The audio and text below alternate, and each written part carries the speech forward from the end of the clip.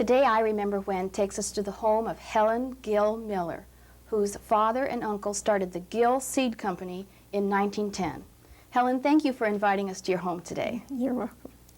I know that the story goes back farther than 1910, though, back to 1878. Tell us about how your family came to Oregon in 1878. Well, my grandmother had consumption, which in that day was what that TB was called. And so they had to get her out of that Indiana country. So they came from Indiana near Perkinsville, I believe it was, and by train, and settled in the Gateway area, which is Gateway now. And how many children did they have at that time? 2. Just 2. Jim and Francis and Jim. And she lived 13 more years in the Gateway area and had how many more children? 5. 5 more children. Let's go ahead and show a picture of the children. Now, this would have been just after your grandma passed away. And Grandpa Ephram is sitting in the center there. You want? Now, who took care of the children after the grandma passed away? Well, they had a neighborhood lady that came in and took care of them and did their cooking and so forth. That must have been so hard. So they're living on the farm in the Gateway area. Let's go ahead and show the map and give people a good perspective of where the homestead was. This is the Gateway area. We're looking north. Halsey is running east and west, and then the freeway wasn't there, of course, but the railroad tracks might have been. Yes. And the red buildings are the Fred Meyers and the Mervins that are there now on like 102nd. Well, I'm not supposed to point. This is the seed company. This was Ed's house, where the old family house was. And the seed company faced 99th then. And then the green sketchy areas are areas that your family farmed. Yes. All right. There is another picture that we have here of the family when they're more grown up, and I think it's really important that we pick out which fellas here are Ed and Ray. Can you tell us which fellas They're are in the, Ray is in the middle of the back row, and Ed is sitting next to his father to the right. And Grandpa Ephram's down in the front, and he looks so stern. Was he a stern fellow? Yeah, I think he was. But I guess you have some good memories of him too, don't you? Yes, he was a very fine person. He was a school teacher before he came from Indiana. And so he had the boys. They were more or less self-taught after they got out of grade school. Some of them didn't get out of grade school. Is that right?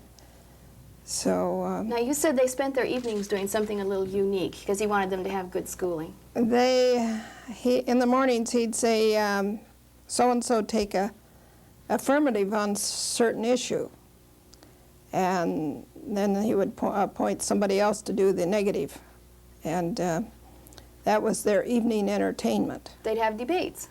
And lots of times the neighborhood would come in for this. Oh, fun! And the lady that's on the right-hand end of the picture, she's not Flora, the daughter. No, that's Frank's wife, Eva Dale Gill. And then the family grew up and kind of went their different ways. What happened to the daughter Flora, who's in the left-hand side? Flora married Will Faust and lived in Duffer. He was a chicken grower and raised fancy breeds. And she passed away? They later moved back to Portland, and she passed away in the 1918 flu epidemic. Oh, the flu epidemic, how sad. And then... she had 3 children. Oh, gosh. And then your Uncle George was quite a character, and he went to the Duffer area, too. And tell us what he did. Well, he sold... got in with the Stark Brothers nursery, selling trees, fruit trees, and so forth. I don't know how many of them went around the area up there, but that was quite an orchard area. And that is quite a fruit orchard area, so maybe your Uncle George sold most of those trees that are now quite old. That's interesting. Now, your grandpa Ephram started what he called a market garden in the Gateway area there, right where Fred Meyer's and Mervin's and all that is now. And I grew up knowing the term as truck gardens, but they took the produce where to sell it? They took it in the farmer's market in Portland. And my dad was sort of instigator in getting that farmer's market going.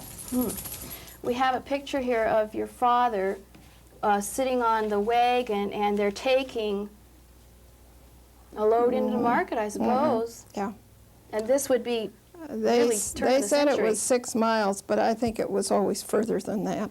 Probably felt it, and they had to go so early.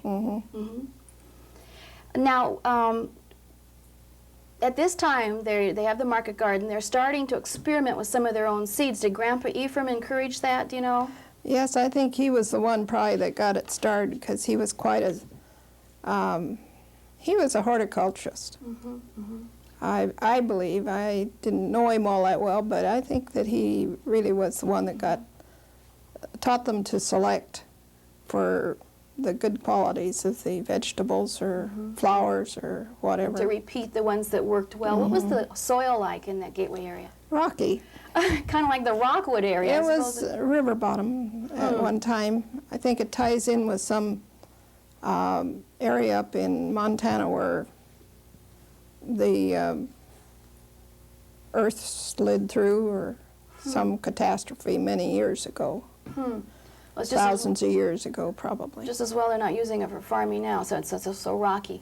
And one thing I neglected to mention when we were looking at the map was that Max goes right by your old front porch now, doesn't it? My mother's front porch. Yeah. But the home is no longer there. That's right. But when the people ride Max and they just starting going west of It's Mervin's, the Max, the Gateway Station. would have been right where your home was. That's interesting. We have one more picture of the fellas with the old tools, and I chose this one just because the tools look so, I want to say primitive, but that's not, antique-y. I can't imagine working, farming with teams, and must have been such hard work. There's the stone grinder there for sharpening the hose and the size. Now, in 1910, your dad, Ray, and his brother, Ed, decided that they were going to start the seed company. So, did they purchase the land from your grandpa? I think they had an agreement where they paid so much a year. And whose inspiration was this to start this company together? I don't know.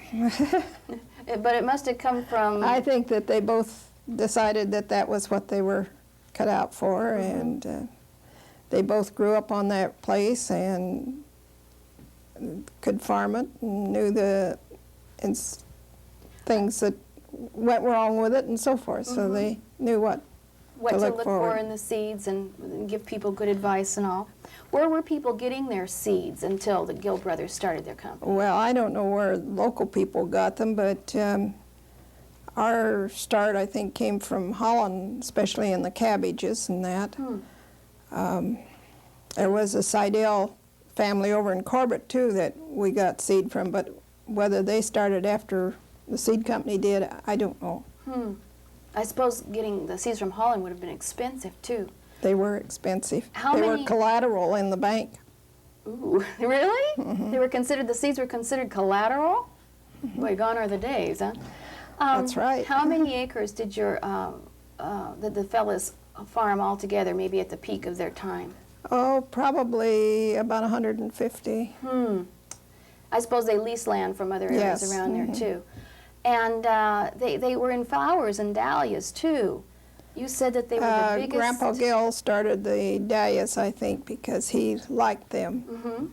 And I imagine that he found that the dahlias did much better out here than they did in Indiana, because we're closer to the coast. And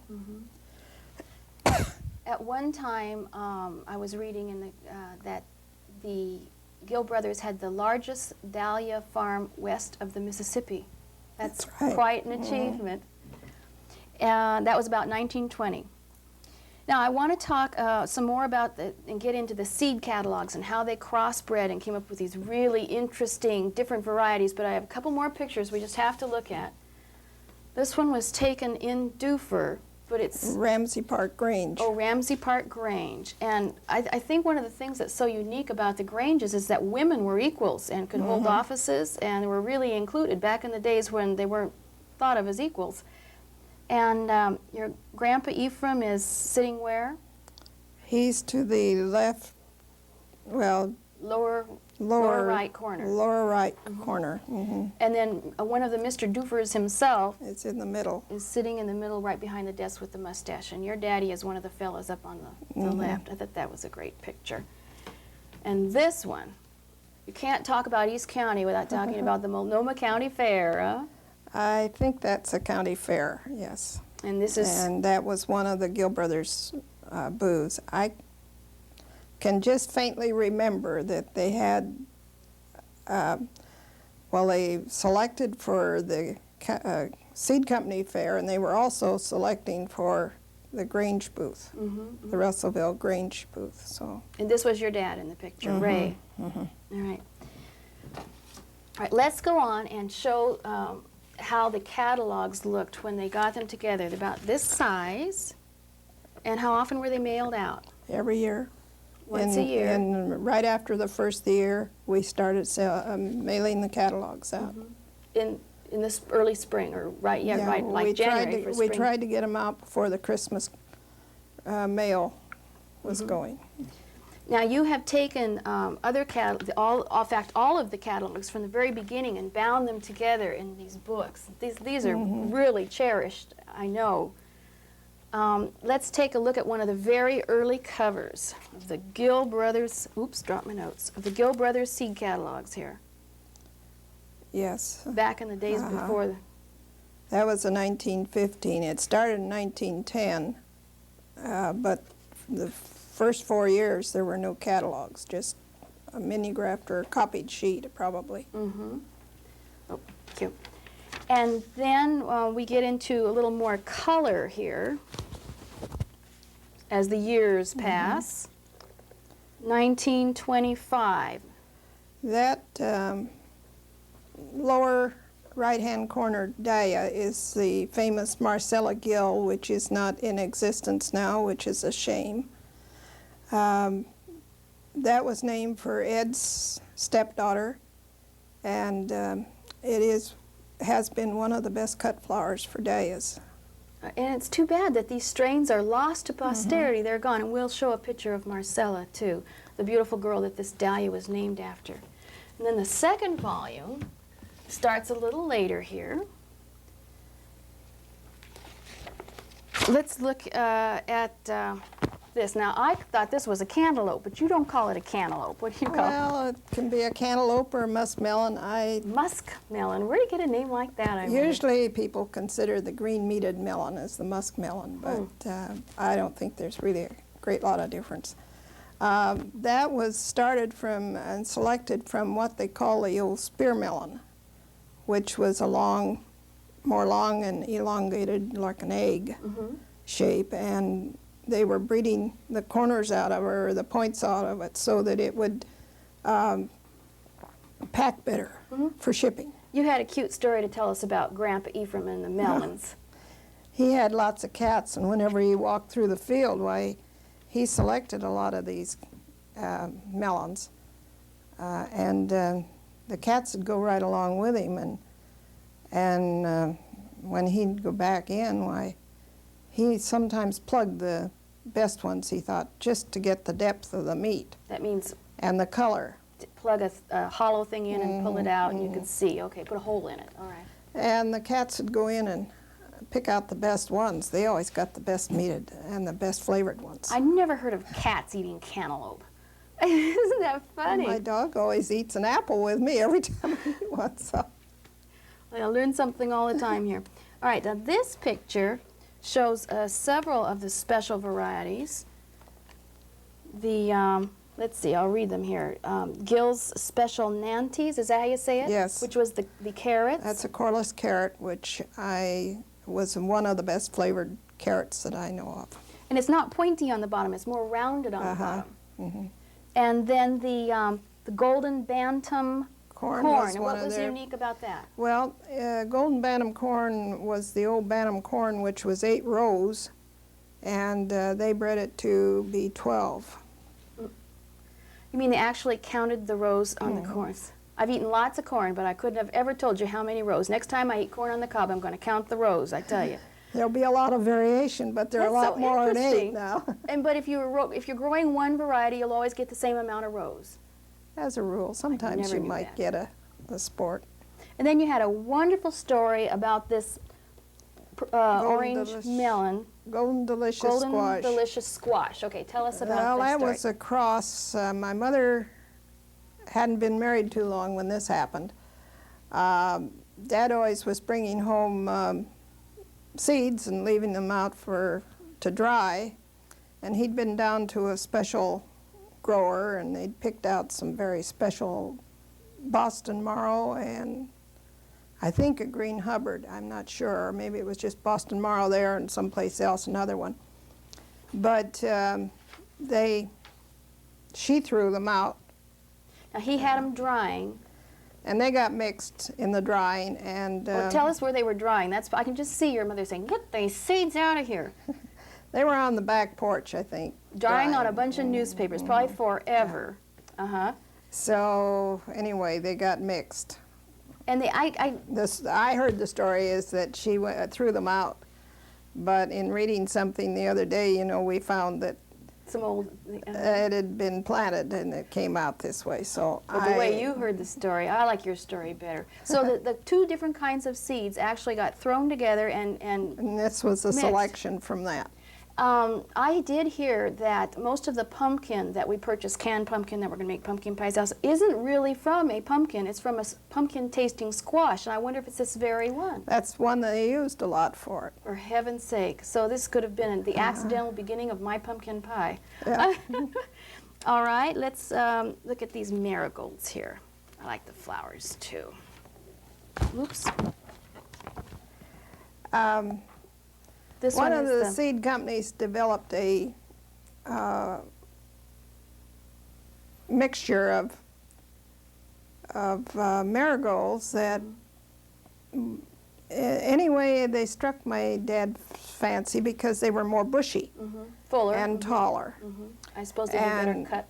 Yeah, Flowers. and this, of course, they look a little wilted in this picture, but I think it was from the hot lights. That's funny. And they have to keep, when they do this, why they have the hot lights on them, and like we're sitting under. And so the poor flowers just couldn't take it. And they do look a little wilty, but I wasn't going to say that before you did. And the next picture is just a field of marigolds growing in the gateway And this area. is where he selected his seed from. He was trying awfully hard to get that white marigold that they were working at for so many years, and I think most they ever got was a cream-colored. Well, I like the beautiful golden ones, too. Oh, and then this crazy cauliflower. Well, I don't know whether to call it a cauliflower It's calicab. or a cabbage, but this... That was that was a mix, and we don't know how it came about, excepting maybe a bird carried the seed or pollen or something into a cauliflower. But you can see the flower of the cauliflower in there, and yet it has the cabbage leaf around the outside. I don't think there's any seed of that left anymore, but it was a very mild flavored cabbage or cauliflower, and we liked it very much in our family. Corky must hear somebody. All right, let's move on here a little bit now and talk in particular about your childhood. You were born in 1918. And you were an only child. Did you have pets? Oh yes, I had a horse. I had dogs and cats and And what school did you attend? chickens. Oh, chickens. And what school did you attend? I went to Russellville. Oh, we do have a picture of you when you were just a little tyke with your mom and dad. And your father was active with the school board, right? Well, his grandfather was on that school, or His his dad. father was on the school board, and then my dad was on the school board. And this was the Russellville School Board. And then you were telling me that you had good memories of your grandpa Ephram feeding you turnips by the fire. Tell us that story. I don't know picture whether this man with this gray beard. anybody has heard of scraping apples or turnips with a knife, and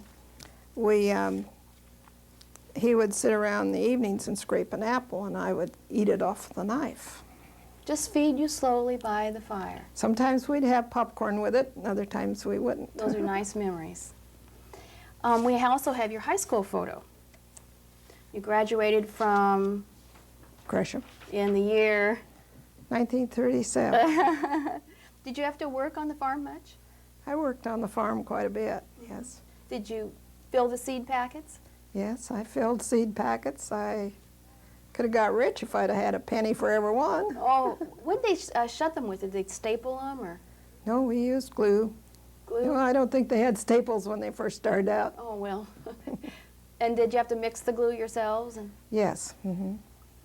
And then they went to machinery in about 1947. Something, well, To it could have fill been the in the big 50s. It sacks or could have been something. in the 50s.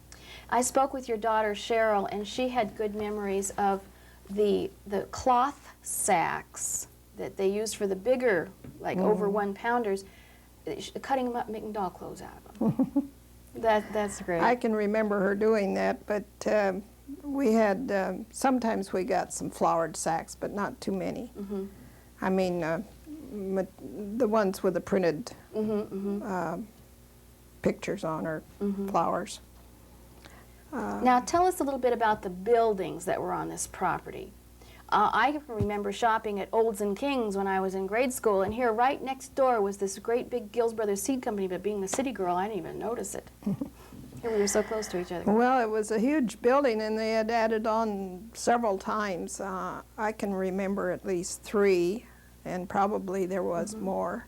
It must have a lot of intriguing smells to have all these seeds drying. Tell us how they dried the seeds. Was it upstairs in the building? We had a attic type, well, it was like an old barn, really, where the curved barn roof with the space in it, and so they hung the corn up in there. How'd they hang the corn? And the corn was put on stakes that had nails going in like this on all 4 sides. It'd be probably a 2x2. Oh. And probably about 4 feet long, and then wire at the top, and they hung those after they got them.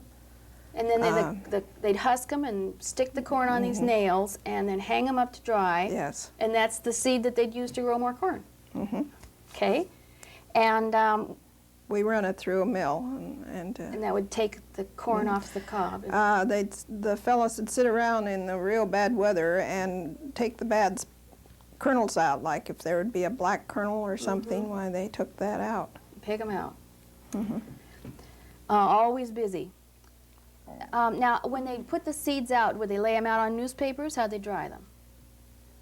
Well, for the tomatoes, why they were dried on racks, and But did they put them on a grating type of thing so they dried from the top and the bottom? yes, be on on screen.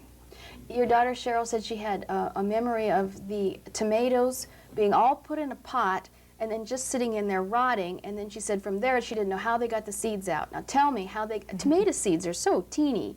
How did they get the tomato seeds out of this pot of rotting tomatoes? They ground the tomatoes before it went into the pot, their tank, and that was like an old water trough, really.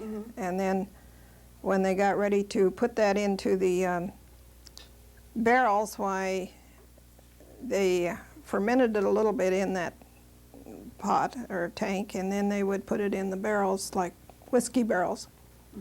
And the fermentation would drop the seeds to the bottom of with the water. And they could skim off the top and dry those seeds out, and they've got them. All right, let's move on to World War II. Now, this is a picture from a magazine, but I thought we'd just use it because it kind of put us in perspective of what we're talking about. How did the war affect the business? We lost a lot of our help because of the shipyards. We had people coming in the evenings to help out. I think the Montevilla Kiwanis, a lot of the Grange members came in and helped put up orders. It was a busy time and it was a confusing time, and probably a lot of orders got mixed. Oh, I suppose. And you were doubly busy. You were driving the high school girls around. During the war, I had a crew of girls, well, the 8th grade to some of them were high school. And we went to Canby. We had a place out there. We had a place in Washougal, or in that area, that we did harvested parsnips. Parsnips, okay. Tell us the parsnip story. Well, the parsnip story was that if you worked with parsnip when they were green, you had a situation like poison oak. Which you didn't know. And, well, we were using calamine lotion, but it affected some of them a lot worse than it did. So some of the girls got covered in this rashy poison oak type of thing from the parsnips. I did too. Oh, you poor thing. Now, you were married during World War II to Cornelius.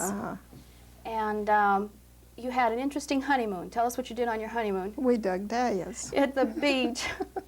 I guess for the war effort, you'll do anything. Now, I have some pictures in the catalog. This is the back of one of the catalog pictures, but there's the V for victory. I thought this was a great picture. Yes, my father was on a committee for Franklin Delano Roosevelt's. Well, it was a energy or emergency committee. A civil defense type of thing, to help with the victory gardens. Yes, I imagine with victory gardens you really were busy. And so he, the Grange developed a victory garden, and then he had it on our catalog envelope that we put the catalogs in. We're really running out of time. I'd like to go ahead and show this picture of you and your two daughters, Cheryl and Patty, or should I say Patty and Cheryl, so I get them, and your husband Cornelius. And the story starts to wind down here when the big building burned down, and we have pictures of the fire in 1968 when this beautiful big building burned to the ground. Yes, that was, we were out here at the time that happened. You were already living in Gresham? And we happened to be here at that time. We had a the crew was working out here in the cornfield here. And then Cornelius just took off and left me here with no car to get in there. And so he ran in to help with the fire. And you have lived in Gresham ever since and raised these lovely girls. And I really have appreciated all the input that you've given us, Helen. It's so fascinating to step back in time and picture East County as being an agrarian area. Well, it still is, but mainly agrarian, where the Gill Brothers Seed Company was a very vital part of the business community. Thank you so much for inviting us into your home and sharing your story with us. Well, it's been a pleasure. And join us again next time on I Remember When. I'm Gwenda McCall. Good night.